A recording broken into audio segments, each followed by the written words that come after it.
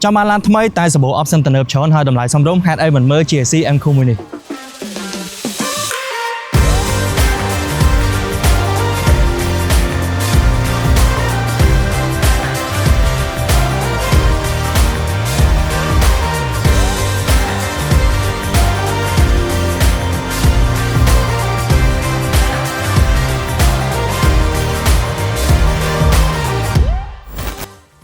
Mình xui nhưng bạn xin lỗi mà cùng một can video thay mới chẳng nơi các bạn đại này cứ chia sẻ em khu xử lý thay mới năm people mà phải PM đại là này cứ mình nằm lại thầm tại PM $9,900nói cái $9,900ប៉ុណ្ណោះនាំចូលដោយក្រុមហ៊ុន MTA Group ណាហើយវាគឺជាឡាន SUV ដែលសម្បូរទៅដោយ option ទំនើបច្រើនមែនទែនជាពិសេសគឺ option ដែលចាំបាច់ប្រើប្រាស់ប្រចាំថ្ងៃ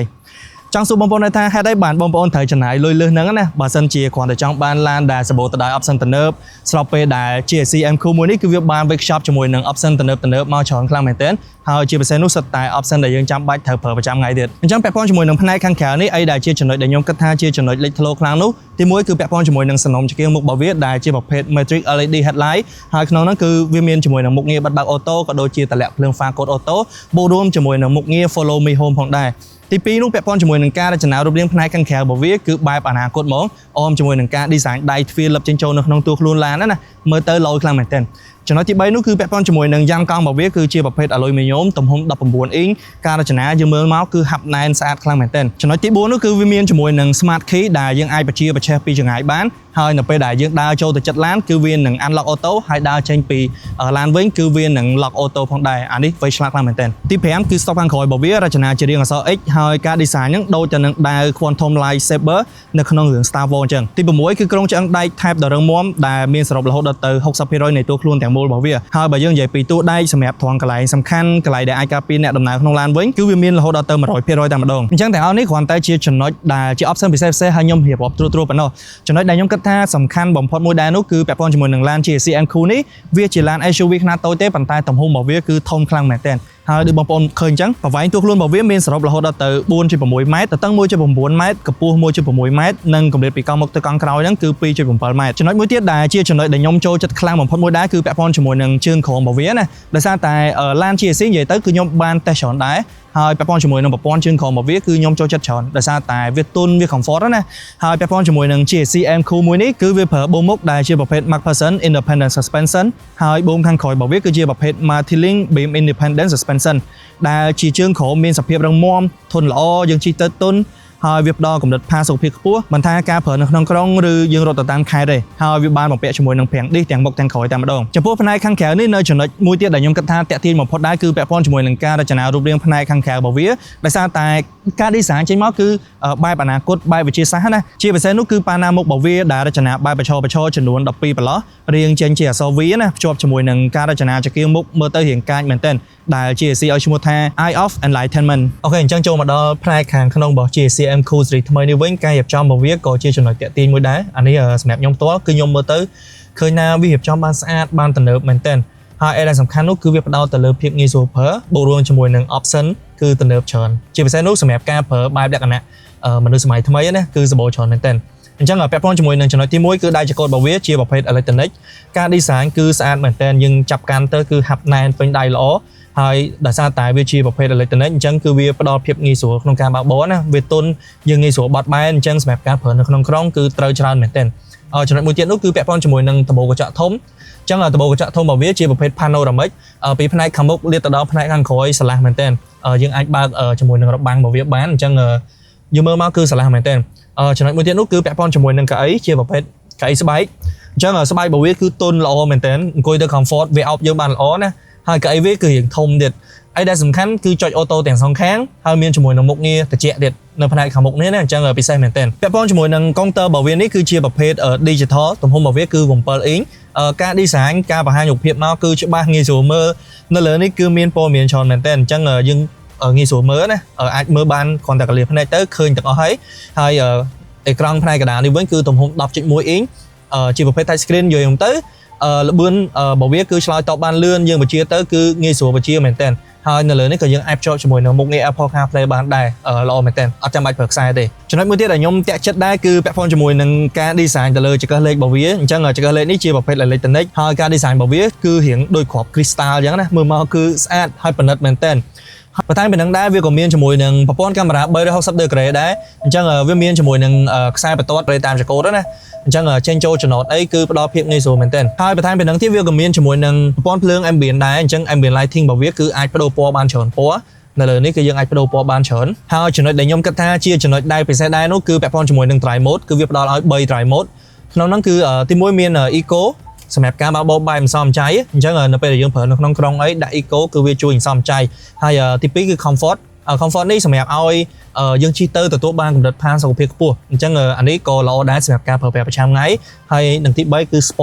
sport នេះគឺនឹងផ្ដល់សន្ទុះល្បឿនឲ្យយើងកាន់តែស្ទុះអញ្ចឹងវាល្អមែនតើសម្រាប់ពេលដែលយើងជន់វ៉ាជែងយើងរត់ទៅតាមផ្លូវខេត្តចង់លេងល្បឿនលេងអាហ្នឹងយើងអាចរើជាមួយនឹង sport បានចំពោះការប្រើប្រាស់ material នៅក្នុង GSC M Cool នេះក៏ខ្ញុំពេញចិត្តច្រើនដែរយើងស្ទាបទៅវាមានកន្លែង soft touch ច្រើនអញ្ចឹងណាជាពិសេសកន្លែងដាក់ដៃហើយនៅលើ tableau នេះហើយមួយទៀតនោះគឺពាក់ព័ន្ធជាមួយនឹងការ design ផ្ទាល់ហ្មងគឺយើងមើលចេញមកគឺបែបអនាគតមើលចេញមកបែបទំនើបអញ្ចឹងណាវារៀង low យូរទៅសូម្បីតែកន្លែងហ៊ុនម៉ាស៊ីនត្រជាក់នេះក៏យើងអាចអង្គុយបានទាំងអស់ហ្មងហើយកន្លែងនេះគឺយើងអាចសេរីជាមួយនឹងម៉ាស៊ីនត្រជាក់បា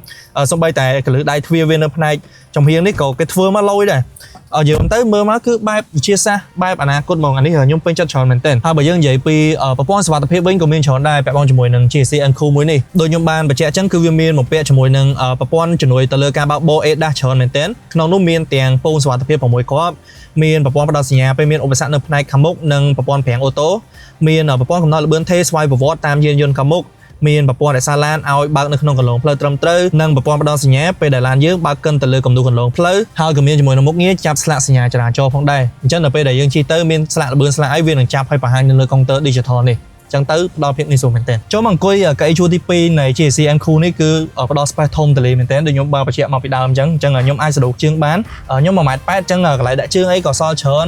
ននៅលើក្បាលអីនេះក៏សល់ច្រើនដែរហើយអីដែលសំខាន់គឺពូករបស់វាទុនយើងងាយស្រួលអង្គុយមែនទែនខ្ញុំគាត់ថាសម្រាប់មនុស្សធំ3នាក់អង្គុយផ្នែកខាងក្រោយនេះគឺមកតលាយមក comfort ហើយដែលសំខាន់ទៀតគឺមានជាមួយនឹងរុនម៉ាស៊ីនត្រជាក់ផ្នែកខាងក្រោយនេះអញ្ចឹងម៉ាស៊ីនត្រជាក់របស់វានេះក៏មានជាមួយនឹងមុខងារប្រសុទ្ធខ្យល់ដែរអញ្ចឹងល្អមែនទែនហើយរុនសាកនៅផ្នែកខាងក្រោយនេះក៏មានផ្នែកខាងមុខអីក៏សម្បូរដែរអញ្ចឹងខ្ញុំគាត់ថាសម្រាប់ការប្រើជាលក្ខណៈគ្រួសារហ្មងគឺ comfort មែនទែនសម្រាប់ GSC M Cool មួយនេះណា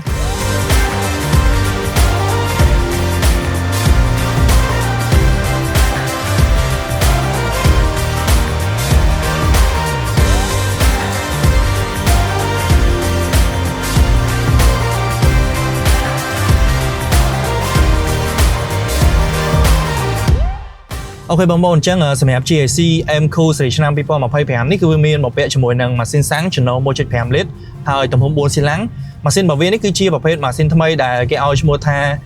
Mega Well Power អញ្ចឹងវាអាចបង្កើតកម្លាំងបាន177 PS ហើយកម្លាំងរមុលគឺ270 Newton m ហើយវាដំណើរការជាមួយនឹងប្រអប់លេខអូតូ7វគ្គដែលជាប្រភេទ Wet Dual Clutch ដែលវាមានសមត្ថភាពអាចរត់ស្ទុះពីកុងទ័រ0ដល់100 km ក្នុង1ម៉ោងហ្នឹងគឺចាយពេលត្រឹមតែ 8.8 វិនាទីប៉ុណ្ណោះអញ្ចឹងគឺវាជន់បានស្ទុះល្អមែនទែនហើយកម្រិតស៊ីសាំងជាមធ្យមរបស់វាគឺត្រឹមតែ6លីត្រជាងទេ100 km អញ្ចឹងដូចខ្ញុំបានបញ្ជាក់មកមិនអញ្ចឹងវាមានជាមួយនឹង dry mode 3ណាមាន eco មាន comfort មាន sport អញ្ចឹងទៅចាឥឡូវនេះខ្ញុំកំពុងតែជិះ comfort ហើយខ្ញុំកំពុងតែរត់នៅលើផ្លូវបេតុងដែលវាមានកណាត់ផ្លូវកលុកតិចៗណាប៉ុន្តែយើងជិះនៅលើនេះគឺមានអារម្មណ៍ថាវាទប់ជាមួយនឹងសម្លេងរំខានពីផ្នែកខាងក្រៅបានច្រើនមែនទែនសូម្បីតែសម្លេងពីផ្លូវមកសម្លេងខ្យល់ពីខាងក្រៅសម្លេងកង់អីហ្នឹងក៏អត់ឮខ្លាំងដែរនិយាយទៅវា comfort ណាហើយមួយទៀតនោះខ្ញុំចាប់អារម្មណ៍ឃើញថាម៉ាស៊ីនរបស់វានេះ 1.5 មែនប៉ុន្តែស្ទុះ 1.5 ប៉ុន្តែស្ទុះយើងគ្រាន់តែកងជើងបន្តិចទៅគឺវាឡើងហ្មងហើយអីដែលសំខាន់ទៀតគឺយើងមានជាមួយនឹង sport mode ដែលយើងអាចដូរបានអញ្ចឹងដល់ពេលដាក់ sport mode ទៀតយើងជន់ទៅគឺសន្ទុះល្បឿនវាបានស្ទុះល្អមែនទែនចា៎នេះខ្ញុំគាត់ថាម៉ាស៊ីនប៉ុណ្ណេះកម្លាំងប៉ុណ្ណេះគឺមកសមរម្យល្មមប្រើមកសម្រាប់ការប្រើប្រចាំថ្ងៃមិនថាប្រើនៅក្នុងក្រុងក៏ដូចជារត់ទៅតាមខេត្តទេប៉ុណ្ណេះខ្ញុំគាត់ថាវាស័ក្តិសមហើយសម្រាប់មនុស្សភាគច្រើនអញ្ចឹងណាសម្រាប់ការប្រើជាទូទៅប្រចាំថ្ងៃនេះចំពោះកម្រិត comfort វិញសម្រាប់ GSC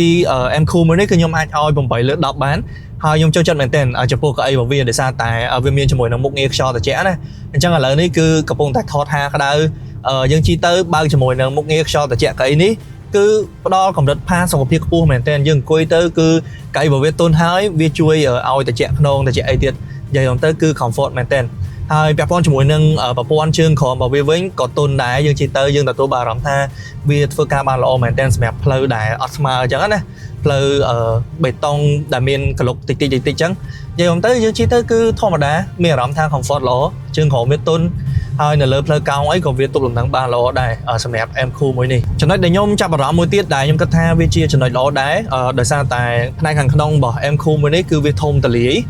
dương coi tới cứ mình thầm tại đo pha sọc phia mình thầm tại là dương còn nghe số mơ cho mùi nắng phơi đá để sao tại vì chỉ một phê lan tu búa chân ở này khám mốc này trồng hiên này khăn khói cứ nghe số mơ phơi mền tên nghe số mơ opposite mền tên đài nhung ta tha chuẩn đợi ní cứ chỉ chuẩn đợi đại trăm ba đồng pot môi ấy mẹp ca phở trăm ngay bỏ dương chân ở đây nhung ba mà chị mình đá ở bẹp con mùi nắng đây chỉ có ní chia bọc phê ở lại tên đấy chân ở np đã bác bó cứ dương nghe số bác bó mền tên biết tôn biết số bác bó chẳng á hai chuẩn đợi mười tiết cứ mà xin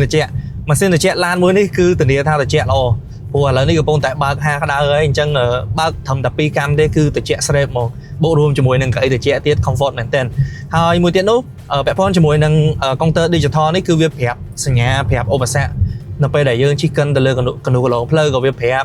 nó bây để dương change pi lỗ plug có việc phép miền slash nhà cho là chỗ ấy có việc phép đấy là lừa đi dương tới nhưng cái ta bọc bắn đấy lan nằm lại tung pi mơn đồ lá pi mơn bồn bồn này cái xong bồn đồ lá phần té option đã đặt màu ấy nó cứ sân thật tha miền ở hỏi option để dương trăm ba trăm đẹp tha phải trăm ngay để dùng tha vì sao tại trăm ba chứ nè cứ miền ở hỏi bọc bắn đấy mà là một pra một ở trăm ba chai lưới hơn có ban đấy và sân chỉ bóng bồn còn để trong ban option thật nữa nè chỉ si em khu mới cứ miền ở hỏi sau mà với những cái chi ở vậy đại bóng bồn cốt đơn bị lan chỉ si em khu sẽ thay đại ở lần này cứ miền làm lại thầm tại pi mơn bồn nói cái sơ bồn là phần nào chắc ở chỗ phố tôi em tha vì chỉ lan SUV đại đó là ai nè cô nằm lại đò ở lò chớn tại sao tại tí muối option từ nợp chớn việc ban một bẹ máu nè TP cũng định xóm trái cứ viên xóm trái ấy bọc phần đấy tí bay phần này tập hiệp ấy có tập hiệp đại ở chỗ lan chỉ si em khu này nè tí buôn bẹ con cho mùi nângรูปเรียงบอกว่าการดีไซน์คือใบปนาคตใบวิเชียซ่ามือเมาคือลอยเหมือนเต้นคูลมั้งหอยที่แผงนู้คือแบบพองจมูกนั่งดำไหลคือซ้ำรูปเหมือนเต้นอะไรนี่จังมาสังเกตบองปอนจับบร้อมหรือก็บองปอนจับบ้านฉันน้อยเดียวยมเหี่ยวบอกไม่นี่คืออันเชิญมาเมื่อดับตัวบ้านมาป้าดับตัวมาเสียบดับตัวมาเฟิร์กาบักแต่ตราดับตัวบ้านในโซลูมหรือบอกครมพลเจซีมอเตอร์แคมโบเดียนะหรือก็อันเทอร์เน็ตถนนตามเลขโทรศัพท์เดียวยมดัดได้เลยกลางในพองได้จ้องปัจจัยบองปอนนั่งในท่ารถการตินลานปีครมพลใจเพลกาเจซีมอเตอร์แคมโบเดียบองปอนก่อนนั่งแต่ตัวบ้านการถนนเพลกาเจงปีโรงจักรเจซีตัวหอยก็ตัวบ้านลานได้ชีพประเภทสแตนดาร์ดอันตรายได้งี้สูงขนมกาเผยแผ่พองได้จอยพบบอลไว้ยังนัดได้ปีลาน SUV มวยนี้ช่วยคอมเมนต์ในข้างของพงปีชมบะสินลงเอาคนสมัครการตุสนะให้ยืนจุกนี้ในวิดีโอคอยติด